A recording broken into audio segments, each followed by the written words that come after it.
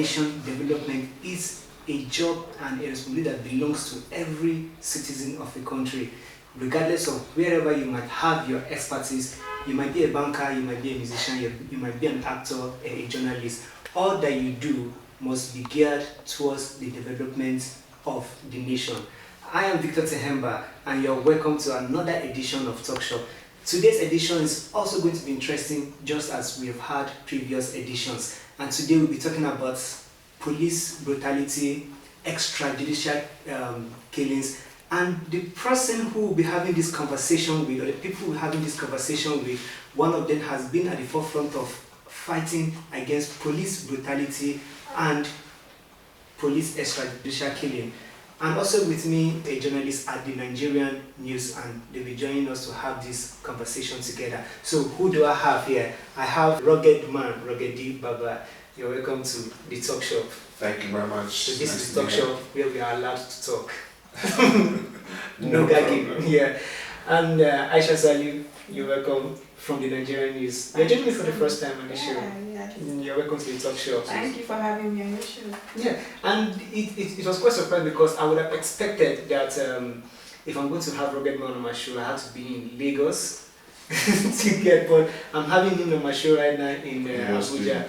Yes, in my city in Abuja. Wonders shall never end. And wonders will never end. But if we begin with, like, is there any particular thing that brought you to Abuja?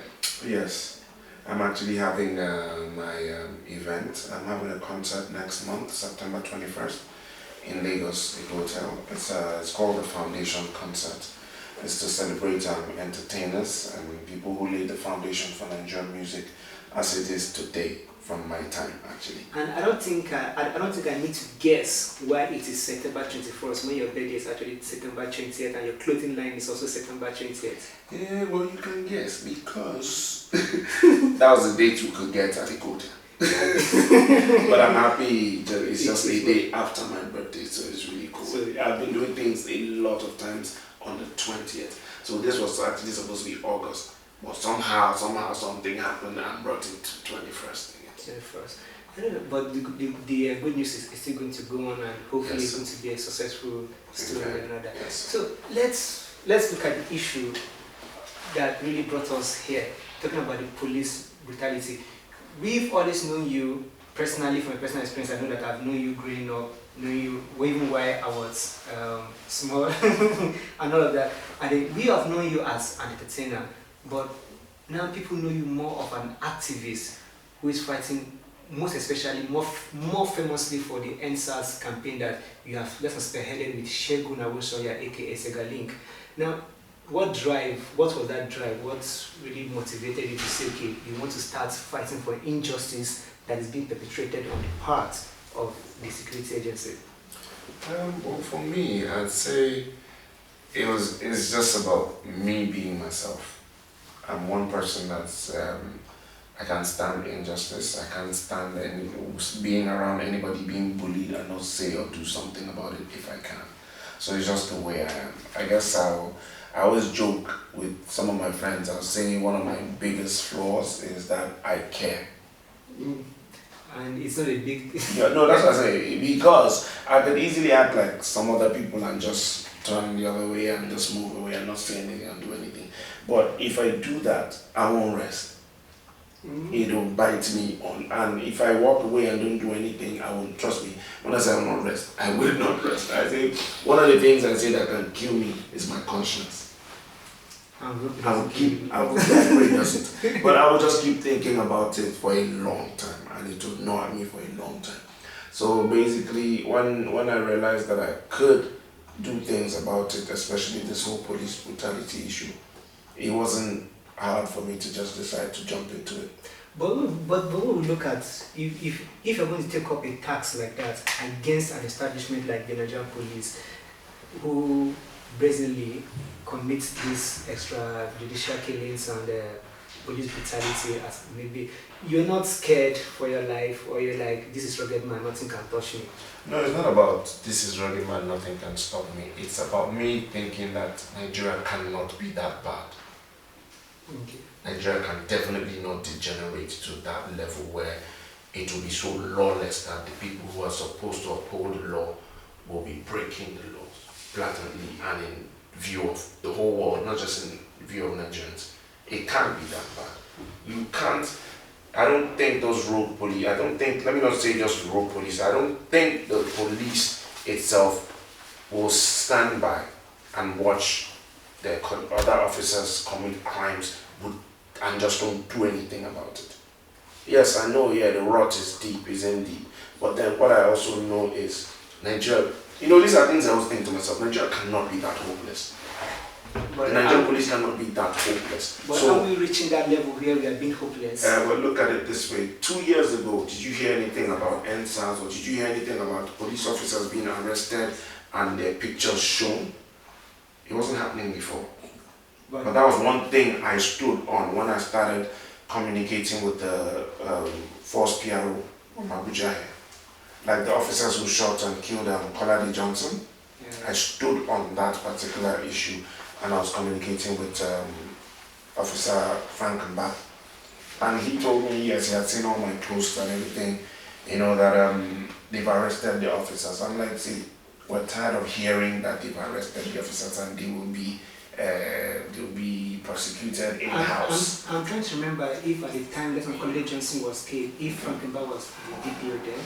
No, not DPO, he was the first PRO. Yes, I was asking, I was meant to say, I don't know if it was the first PRO then. I thought it was Jimmy Motion. No. Not Jimmy Motion. In Abuja, because I remember I came to Abuja. And I'm sure, actually, you remember that story that happened. Hey, okay, you were also in Lagos then. Yeah, I was in Lagos then. Did you come up for the Yes, that's happened. I actually went to the court. I went to the court for the second hearing already. Just because basically I'm following up on it because I don't want a situation where it'll be, swept under the rug. Which seems like something that we're very good at doing. Yes, but now we thank God for social media. We thank God for some good officers who I, myself, and Sevenin work with. Now, like I was saying about that particular issue, I stood on it and I told Officer Frank that the best thing you can do, the Nigerian police needs to give Nigerians a show of good faith. Yeah. Don't tell us you've arrested them. Show us you've arrested them. So that was the major reason why their pictures and their names were made public. Oh. Okay, so I'm sorry, I'm going to have to go political now.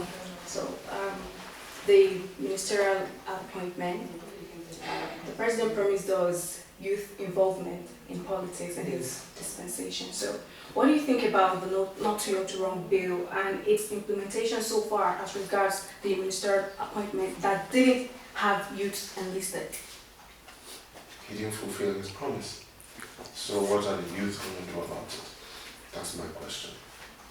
Are they going to leave it on social media? Or are they going to write a petition? Or are they going to speak up? You understand? I'm tired of talking. I'm tired of just talking, and I would have said, don't ask me that. But that's why I'm only asking these questions now. Yeah. Now the president didn't fulfill his promise. What are the youth? What are the people who pushed the Not Too Young to Run bill? What are they doing about it? That's all. So they are the ones you should look for next and ask them. But if we're looking at the Not Too Young to Run bill, I think it was a bill that we basically allow young people to run for elective positions. Yes. And not necessarily being given appointments in what. But then the bill promises more of youth involvement. That is so, if they win elections.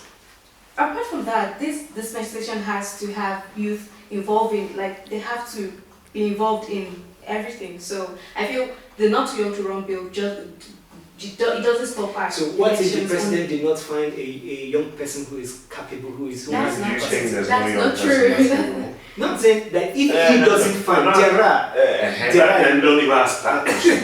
I like being very realistic. Don't even ask that question. Because when people say, what if he could have, let's be on the spot. So what then is the future of the youth in Nigerian politics? Well, they need to do more. They need to get involved a lot more. They don't need to wait until the election period before they come out and start doing things. They need to start building from the ground up. They need to get involved, even if it's from, no, not even if, they need to get involved from the local level and build, because politics is, to me, is just like any other career. You need to build your CV. You don't just pop up from nowhere and say you want to run for president or you want to run for governor. Who knows you? In Lagos, there's this thing you people say, Tani Baba. You know, you need, meaning it's not a disrespectful thing, but it just means we don't know you. So you can't just come and want to run for president or governor or something. So you need to build, like, okay, when I started this whole involvement with the NSAS and stuff and, you know, helping people and all, somebody actually tweeted that, okay, there was a time a young, I don't want to mention anybody, was getting a lot of backlash because he was running for a position. And then somebody tweeted and said, but you know, if it was Ruggedman that came up to run for this position, he wouldn't get this much backlash because we've all been seeing what he's been doing for over the years. Yeah. That's what I mean by build your CV. If a Segalink comes up today to run for office, trust me, you know how he is on social media. People have he has done things. So anybody, young, old, that wants to get involved in politics needs to start building from the ground up. Okay. So we're looking at still staying with the NSAS, because the conversation with NSAS is very broad, and we know that you with Sega, you did a lot of advocacy and activism on that issue. And you mentioned that there were some very fine, good officers that you work with that made the work easier, but at the same time I know that there were some officers who made the job difficult as well. And I don't know if Yomi Shogule was on that. No, he was the one on social media just not representing the police properly. So he was, I wasn't cool with him. I'm sure if you check social media, you see where I wrote a letter to him. You see where I had like confrontations with him, as in telling him, look, you don't talk to people like this. You don't make jokes of situations where people have lost lives, and you don't try to make it into a joke. That's what he was doing on social media, and it was wrong. And then there was this particular case during that period where you went to the police headquarters, yeah, to identify the real officers that are SARS. You made a video of it, and he tried to make it look like you had stopped. Yes, and you were endorsing. Thank you. That was, and one thing I said there was, how can a whole assistant commissioner of police be misinforming people, taking somebody's image without permission and making it public and writing a comment or making a comment that's false? Now, if the whole assistant commissioner of police can do that, then what do you think normal people on the streets will do? So if you're going to lead by example. No, definitely people need to just go by that example. But if we're looking at things, or people felt when he was transferred to that village in the States, yes. People were jubilating. Yes, see, if you do good, people will celebrate you. If you do bad, people will be happy if you're sacked or demoted. That's just what happened to him. Period. There's no two ways about it. I don't like to mince words. There's no two ways about it. Okay. You want to say something, please do. No, I'm going to have to come from another political angle. She's into politics. Yes, politics all the way. No problem. Okay, so you've heard of the recent attack on Senator Ike Koremadu by some members of the indigenous people of Biafra. Yes. So, okay, no problem. Okay, so what is your take on that attack? And there are threats that other Igbo political leaders are going to be attacked as well. So what's your take on that? And do you think this is the right move for whatever their grievances are? Do you think this is the right move? Attacking anybody is wrong, yes? But then, for every action, for every action, there's a reaction. What were the people's grievances? Were they right? What the people were complaining about, were they right? These men are put in office to work for who? The people. And if the people feel you're not treating them right or doing your job proper, they can't be wrong.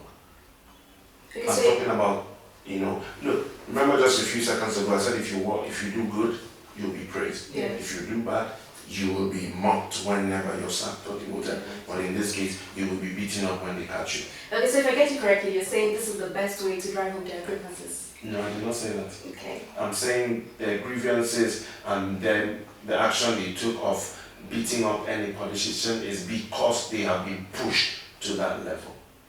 Because these politicians or whoever the politician they beat up, the grievances they have true. See, you can control what you do, but you can't control what other people do. And it's as simple as that. Yes. You can't starve people of progress, you can't starve them of good roads, you can't starve them of jobs, you can't starve them of food, you can't starve them of electricity, you can't starve them of health, you can't starve them of education and expect them to just keep staying like that and watch you. And then watch you act like you're a god. And then still try to dictate how they get to How they, respond. thank you. You know, so you can't control it. The only thing you can control is if you do good, if you do your job, trust me, they will welcome you like coming to America, they'll be throwing flowers for you. You know, so let me put it, the last thing I'll say is if you push a goat to the wall, what will it do? It will turn around and fight back. So that's what's happening right now. The people are so frustrated that they're being pushed to take that type of action. So what the government needs to do, what that politician needs to do, is go back and retrace his steps and do right by the people. Trust me, once he does right by the people, those same people will celebrate him and apologize. Okay. So, as a United Nations Peace Ambassador, what is your stance on the Revolution Now campaign and the arrest of the co-convener Omoyele Sowore by the Department of State Services? Well, this will go close to the same thing. Yeah. There's a reason why Sowore took that action. He's also tired, he's also frustrated. Everything he complained about, true or false. How's the education system in Nigeria? How's the health? How's security? How are the jobs? So you're in support of a No, revolution? hold on. Okay. Hold on. How are the jobs? Do we have all of this? Do we have? I need you to just answer. Do we really have? Sincerely speaking, between you and I, we're on this show and we're talking. Can you beat your chest and say? Can you beat your chest and say our educational system is 50% out of 100? No. I'll answer for you. Don't worry. Let's not. I don't like to pretend. Do we say security is okay in Nigeria? No. Healthcare? No. Jobs? No. Roads? No. Now, all of this is the reason why people are frustrated. These are the reasons why people are taking different types of actions. And this is one of the reasons, this is the reason why Sowore took the steps he took to talk about that, to say a revolution. A revolution doesn't only mean you walk up to a place and take over everything. No, there are different types of revolutions. You can have a revolution on social media just to talk and, bring up a conversation about good governance. And then what any leader should do, just like I talked about, retracing his steps and doing stuff that will make the people happy. The government should make the people happy. The government should provide the amenities. Amenities are it's not a favor for us. It's supposed to be, it's our rights. People pay taxes. Abby, what are the taxes for? For the roads, for the jobs, for security, for electricity, for education, for health. But are we getting any of that? No. But we're still paying taxes. So people are angry. People are getting frustrated. People are getting into fraud, into all sorts of things, just because they feel that's the only way they can survive. So you are arresting anyone who has been starved because of what you're supposed to provide, and you're not providing it. And instead of you saying, okay, chill, we're working, it might take longer, but relax, we're working. If you say that to the people who are getting frustrated, they will still give you the time. But if they complain about what you're not doing for them, what you're obviously not doing for them, and you choose to arrest, that's a wrong move. So, it's not to arrest, the revolution one. Yes. Not really. He's doing it. I'm doing what I'm doing. I'm not a politician. I'm not. I think you don't have to be a politician. No. Hold on. Why I'm saying I'm not a politician, I'm one person. Yeah, okay. We're doing the NSAS. I'm helping. Trust me, every day I help people. I've done close to 400. handled close to 400-500 cases. I'll call it cases now because that's what you understand. So every day down to yesterday, I help people out. Okay. So I can't be doing that and then I hear there's this one, these people are doing around there. No, I'm only one person. So I'm handling my end of it. If you want to start another end helping people, go ahead. So you're in support of the whole move? Which move? The revolutionary process. It's not, I'm not part of it, but I'm not in support of bad governance. I'm not in support of whatever's leading to such things. Okay, so I think we should just take a coffee break. You want coffee, right? I'll second that for you. And then we'll come back to continue this conversation. It's getting interesting and my mouth is getting dry. I don't like it.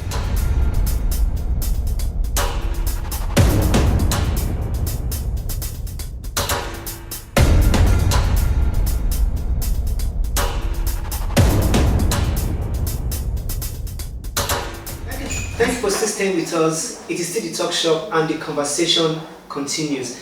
But before we went on that short break, your things being said. Now, I'm not basically looking like I'm going to stay on the NSAS, but I think I want to really hammer on that. You're on NSAS, she's all political. Yeah, but for every activism, for every advocacy, there must be results. Yeah. And when we find out that the NSAS, the aim was at start was to end SARS because of their their arbitrary use of power. And then we also had another campaign that was like reform SARS, and then there was a police reform bill that wasn't implemented. It was rejected at the House of Reps. Has it been rejected? Are you sure? I think. Trying to confirm. It's past second reading already. It's past second reading. Yeah. Okay. Fine. So, what has been the success story? Because we look at this campaign, it gained momentum, it gained publicity. People keyed into it, but still here we still have abuses of SARS operatives and other special operatives there are like lots of the videos SIX circulating the and all of net that. now. And of recent we even saw Harassment. some that shot They two shot suspects Yes, dead yes. in Gondo. Yeah. So, Okay, for me, the success story is now officers are being arrested. Now officers are being paraded as officers. but officers have been arrested. The aim wasn't really to get officers arrested, it was to stop this brutality. It cannot be stopped immediately. Even when if you're speeding and you step on your brake, does your car stop immediately? No. It will take, so it will still move a little and then stop. The aim is, well, for me, shed light on what these rogue police officers are doing. Yes, I keyed into end SARS because I wanted to amplify that with my platform also. And then, yes, there's end SARS, but obviously you can't end SARS. You can't end all of it, but we shed light on it and they calm down a little. A lot of what's going on right now, especially in Lagos State, is not SARS. It's anti-kidnapping and anti-corruption. They're the ones doing that, not SARS. SARS, the head of SARS in Lagos, DSP Peter Ghana, is a no-nonsense taking officer. I actually went to the SARS headquarters to meet with him, and we've been working with him and set a link. So you don't see, when you see SARS like that, it's not in Lagos, it's some other places.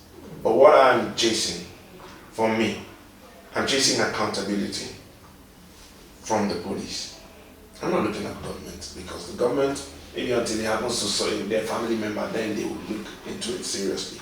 But for me, I always call on the good officers that I know to do something. And most of, like I said earlier, at least I was able to get them to start parading officers, arresting them. Now, these ones you're talking about, the guys, the officers who shot and killed two suspected phone thieves in Igondo.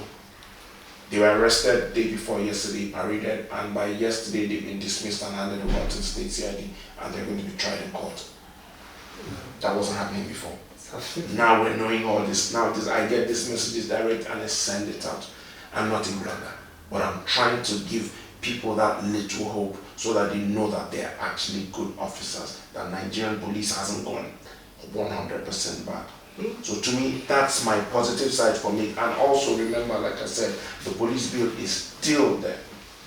This whole, you know what's going on in politics right now, all of this, all this has to be done before they now go back into office and then we continue with the bill. Yes. So something else I would say, still on that revision and protest. I was discussing with somebody, and then he said that you would not want to be part of that protest because Idris had identified himself with the protest. The whoever that is too petty. I'm bigger than any issues with anybody. Now, if I wanted to be part of that, I'll be part of that. People are already doing that. Okay, I'm doing my own. Okay, so one quick so question. Your strive for zero tolerance for internet fraud has been very eminent because you've actually posted a lot of stuff, you've talked about it, how it's not cool, it's not good. And especially with the Naira Marley saga and the unfortunate incident in London. Yes, the Malian mob attack in London. Okay, so what is your take on youth involvement in cybercrime? everything still boils down to No jobs, no security, no healthcare, no education. They're all looking for ways to survive. Do you have a And special- unfortunately, one of the easiest ways or one of the easiest things to get into is internet fraud. Because as you can, all you need, even if you don't have a laptop, if you have a smartphone, you can get into it. Okay. You understand? So, I'll still say the same thing. The government has to do right by the people. They need to create jobs for the people. Yes, I know we have a lot of lazy people who actually do not want to work, but how will you be able to differentiate when you don't actually give them jobs? If you now make jobs available, then we can now know who wants jobs and who doesn't. Because one other thing I say is, yes, people who go into internet fraud, they say there are no jobs, things are not working well. But I ask the ones who stay abroad that are into internet fraud, you're in a country where things are okay, why are you still into fraud? Now those are the ones that don't want to work. But for inside Nigeria, we need to create jobs. So them going into cybercrime, is it justified? Of course Since it's there are not. there It is are not. It's not. See, that's what I'm saying. I'm not killing the messenger. I'm not killing the person into fraud. Because there are no jobs yet. So create jobs and then we'll now know, look, we've given you jobs. If we catch you doing internet fraud, you're done. So maybe at that point we just send it as a sort of warning to internet fraudsters not to do crime, and we have run out of time. Don't also forget to say that the government should create jobs. Okay, governments create jobs. Yeah, and we have run out of time and we're rushing out of the talk shop today, but Ruggedman Baba, I appreciate you for coming around. Thank you very much. Thank you for coming around. And from me, Victor Tehemba, I'll see you on the next episode of the talk show. Thank you.